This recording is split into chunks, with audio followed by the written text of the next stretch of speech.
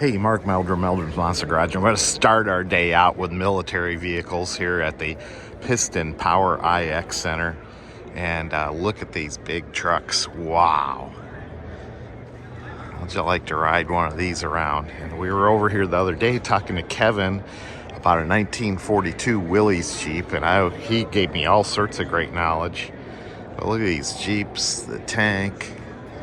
My gosh, they even got a... amphibious lander where the troops would basically go ashore with.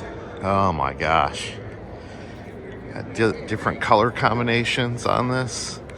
Look at this. This probably put some miles moving either cargo or troops around. Look at that baby. Ooh. And what is this? It's hard to tell what military vehicles are because the military didn't want you to put Ford or Willys or Bantam or anything on your vehicle. They wanted it to be the military's vehicle. So that's why it's very rare to see Jeeps like the one we were looking at the other day, the Willys Jeep right there, that actually say Willys on it.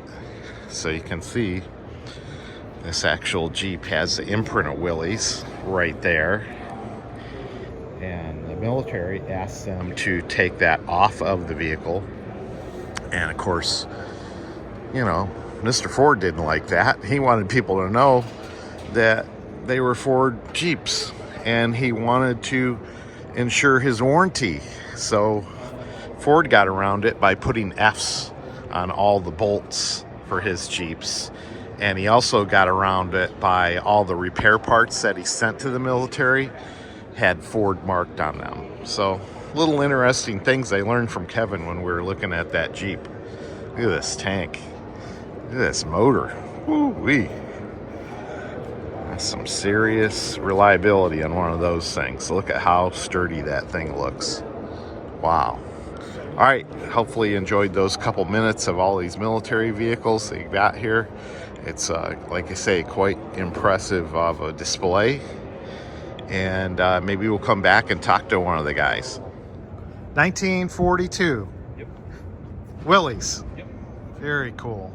So this could have been one of the Jeeps that my dad actually drove in World War II. Very similar to this. Kevin's telling me all about it. Beautiful restoration job on this. Just gorgeous. Really impressed.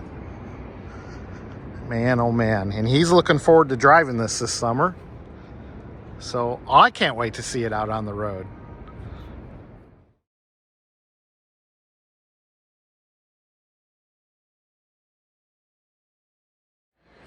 And here we got the Camaro Club display. And all these cars on carpet are part of a special showcase with Cruising Times. They're cars that cruise around Northeast Ohio. And I wish we could have got a Chevelle on the end of our display. That would have been a very nice touch, but no. They didn't do that. Poop on you, Steve Legursky. Anyway, look at, speaking of poop, look at this, Dave and Shelley Zuber. This looks kind of like a baby diaper, but it is 101 in this color, and it's very unique. And I'll just leave it at that. Hi, Shelley. Love your baby poop car. I love your baby poop color car. Nitro yellow baby poop.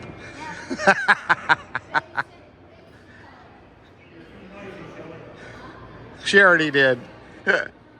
And then you got the Pontiac Club right back here. Beautiful. Look at these beautiful. So they got both the Camaros and Firebird clubs right next to each other. Shelley, we always like giving her a hard time. They've got about 14 gazillion cars between her and Dave. But wow, look at this beautiful 455 Pontiac. Woo, 1973. Wow. Another one next to it. And then of course, look at this Trans Am. Ooh. Color looks familiar. Of course, mine's white all the way around, but very nice 1985 Trans Am. T-tops. Very cool. And then a turbo Trans Am. Of course, that was for the 64th Indianapolis 500-mile race. And then we'll finish out with the different Camaros here. Beautiful black Camaro. Got a great orange one. Oh my gosh. I love it. Very nice. You guys might recognize this 1963 Impala from Peninsula, Ohio. Gary Ledlick. And we know him pretty good. We've talked to him over the years, friends on Facebook. You know, this car sat in the dealership for over 50 years, only had 11 miles on it. Can you imagine? First time it was titled was in September of 2013. And I do remember when they first pulled it out. And they hadn't even had it started when they first started this thing, showing this thing. Runs great, no engine modifications or new parts. I'm sure they had to clean a few parts though, but wow. Always love talking to these guys, and they've got a fabulous looking car. You want to know what 50-year-old paint looks like when you take care of it? Well, kind of take care of it. They've done a good job. It's got its little issues, but man, it's nice and shiny. Beautiful. The smell of one shot in the morning. Yep, I know that smell well. You know, my brother, my father-in-law, my nephew, they're all pinstripers and letterers, and it's cool to see all the artists out here, and they're doing, you know, different things with different, I don't know, records or panels or just all sorts of cool things that these guys are working on. And they'll have an auction this afternoon where we can bid on things, and who knows? Maybe I'll bid on something. Maybe I'll take it home. Look at that little rat. Look at this, a Delorean. Stainless steel wonders of 1980s. And John Delorean, of course, he designed this car. And my father actually worked with John Delorean. He told me he met him a few times, and I'll never forget when Dad was still alive that he saw John Delorean in the news for doing cocaine.